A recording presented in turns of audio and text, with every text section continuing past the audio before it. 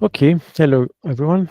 This is our live session for today. We have two things to talk about. So the first thing is the group project, which I'm going to talk a little bit about what it is all about. And the second is a guide on how to create a your first HTML page, host it on GitHub, and then serve it to the world so that your HTML page is available online through GitHub. So we have two things we're going to talk about. First, I'm going to go through the group project. Now, for this group project, probably the best thing that you can do is to create a GitHub repository, uh, especially through our through the class organization. So there's an account for this cohort. It's a GitHub organization.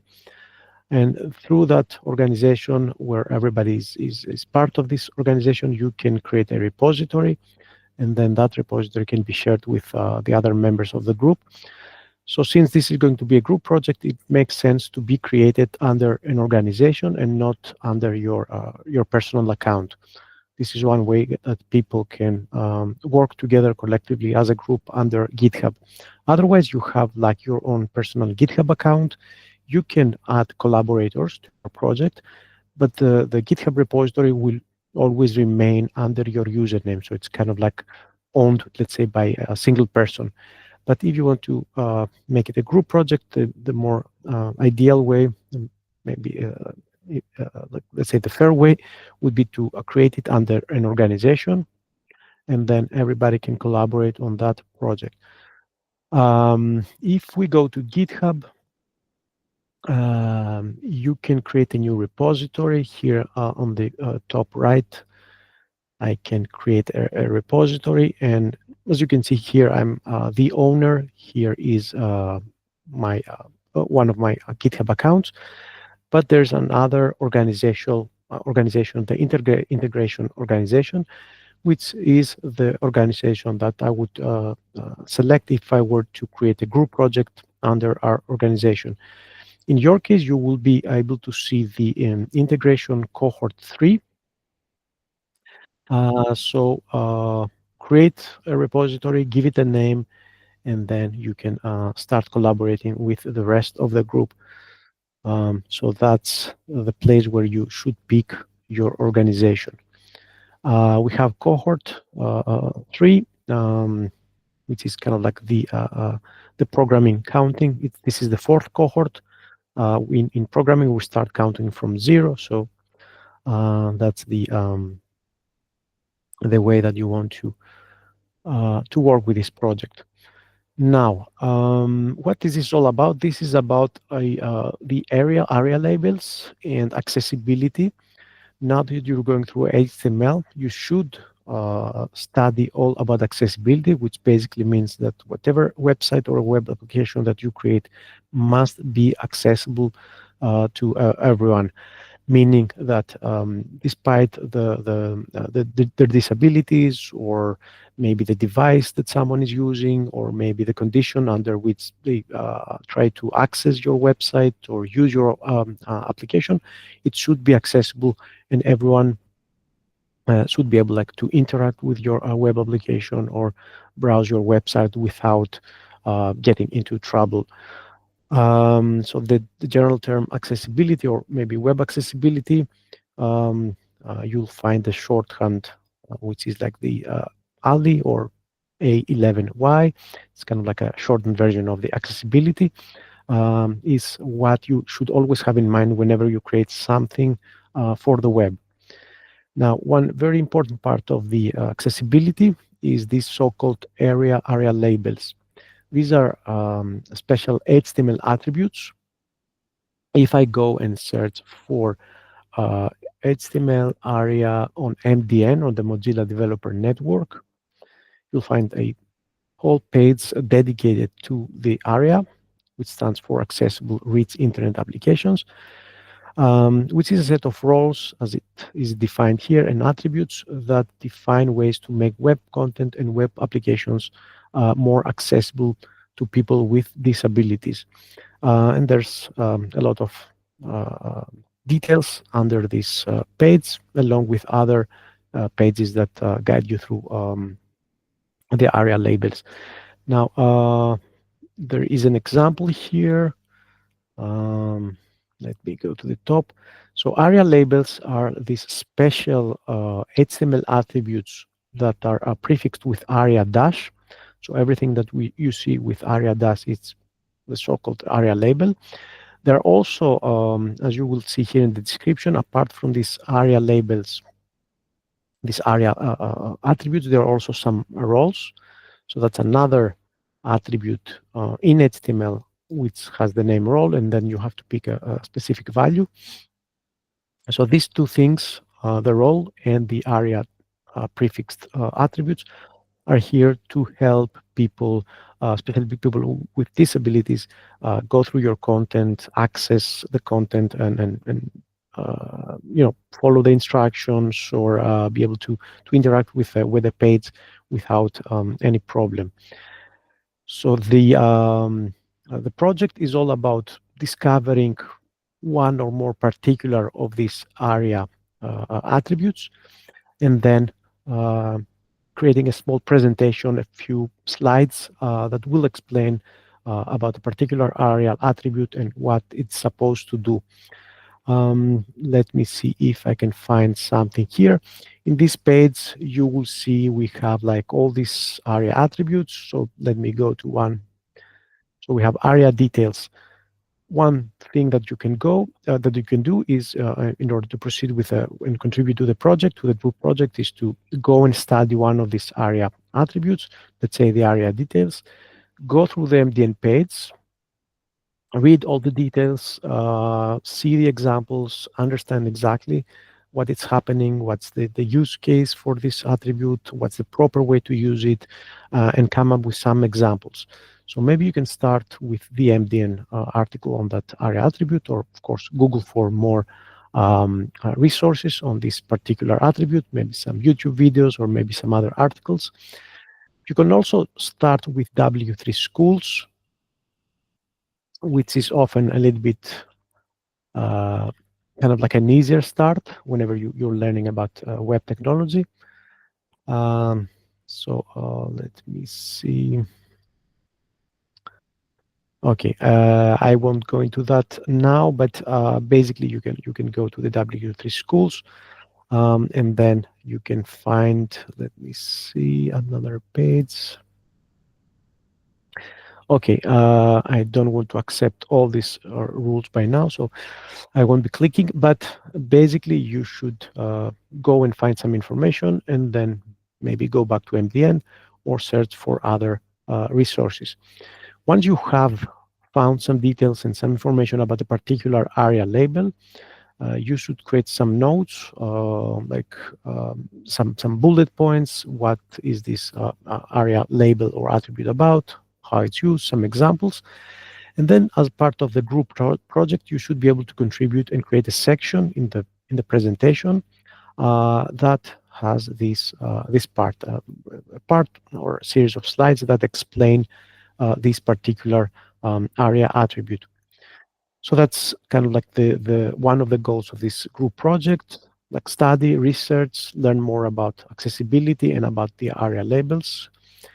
And then the presentation will be using a framework called Reveal.js. So the second part of the challenge, the second challenge of this project, is to learn and familiarize yourself with. Let me see, it doesn't open. To familiarize yourself with this HTML presentation framework. Basically, this is an HTML tool that helps you create presentation slides. They have a demo here, so let me see. There's like demo. Okay, I think this is the upper is kind of like the demo. So you have the slides. These are created using HTML, and then you have like this. The framework provides these arrows here, so you can go through like different levels of the slides, and you can create these nice looking presentational slides with this tool. And you have like you can explain about code, you can do some really nice animations. It's a really a great tool to discover and present your ideas. So you can see you can come up with some nice animations.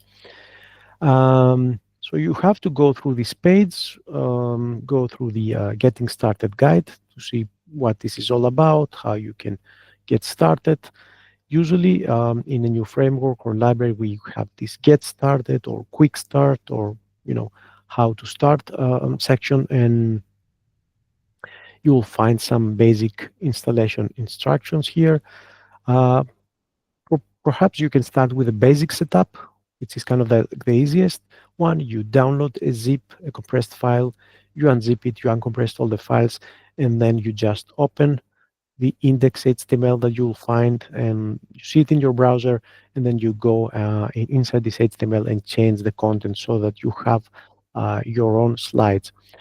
Of course, if you work through GitHub, it means that all this work should be done on the main repository for this project, and that you should carefully make the changes and push them. So upload them to the repository so that they are part of the main project. Which means you have to be in constant communication with the rest of the group, and make sure that you don't like have conflicts, or you don't delete each other, let's say, content or stuff like that. So extra care and attention when working with a GitHub project, because this is going to be a group project.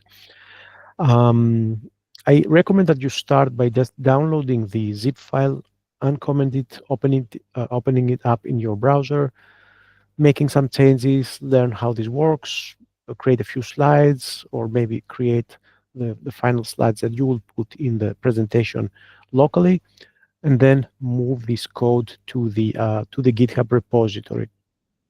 Of course, there's going to be an ongoing discussion through Slack, and whenever we have some problems, we will try to solve them and come up with the final result, which is going to be an online presentation by the group, hosted on GitHub. So anyone can go there and see your presentation as a web page.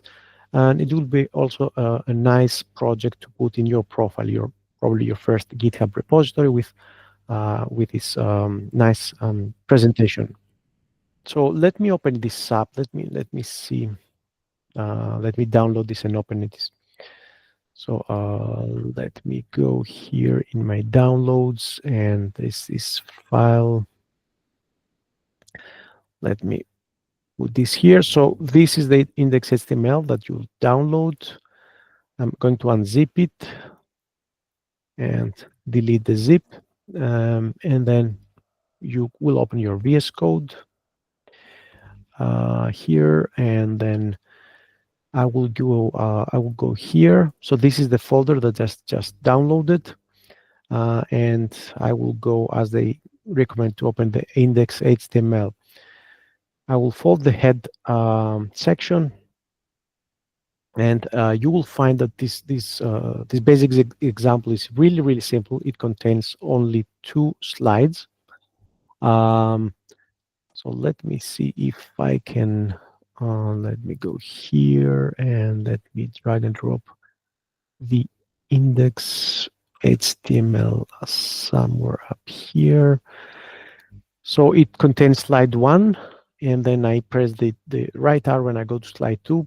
Very basic, which means if you want to change one slide, you'll have to change this section. So let's say hello world, and probably some extra HTML in here. Or let's make it, what was it, details, and then paragraph, and then, some lorem ipsum. Anyway, no, some text, and then this means that if I reload, there will be this new slide with some information Of course, slide two is remains unchanged. So basically, is its slide in the index HTML is a section contained within the div with class slides. So every section is a different slide. Oops, not script. Section slide, let's say 3, and then here's slide 3. Now, since you will be working on this file as a group project, you have to be extra careful because everyone is going to be working on and changing things on the same file, which is kind of like risky, let's say, most of the times. So one thing that you can do is you can come up with a plan first, so organize how this is going to work before going on and changing stuff. So maybe you say, okay, everyone will have their own section. So we'll have, let's say, I don't know, three students, and then we'll have like you'll create a comment. So let's say Costas slide ARIA details. Then we'll have Asteris slide ARIA, something else, and then another comment. So name and then ARIA, whatever. And then you just agree that you shouldn't change anything apart from the content inside your own section. So just create a structured, let's say, HTML, and everything you do should be contained within this section. Well, either this or whatever. Now, if you limit yourself to working on this particular part of the code, I think it would be something that will help you avoid like conflicts or making changes on the same file or on the same lines. And probably with Git, you will get away with conflicts or things that can go wrong. So perhaps you can work in this kind of organized, let's say, structured manner, or you can say that everyone is going to open up index.html on their computer, work on one section. You don't have to worry about other sections. Create your own section about your own ARIA label or attribute. And then once you're ready, you can connect with the other people and say, okay, now, today, or even now, everyone, please be careful. I'm going to open up and edit the index.html from the group repository, and I'm going to paste this part inside the index.html at a particular place.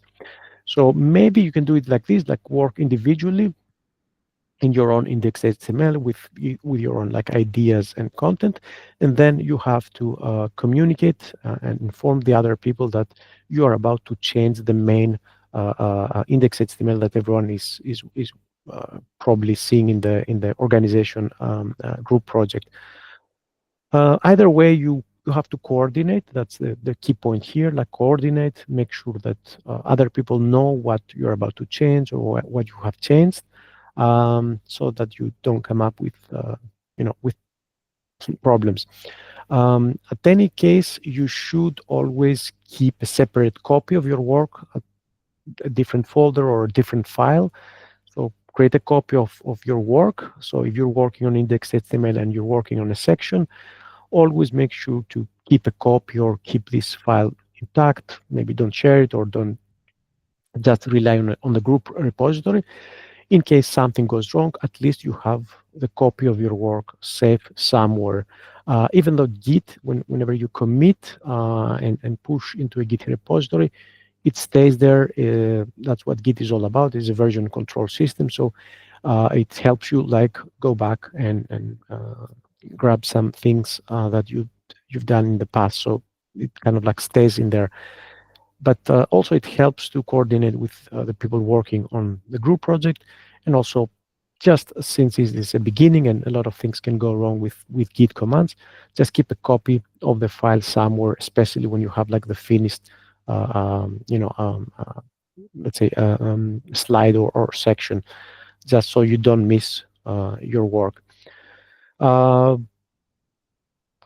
than that, you can maybe come up with your own plan, or you will see how this will work out within your group.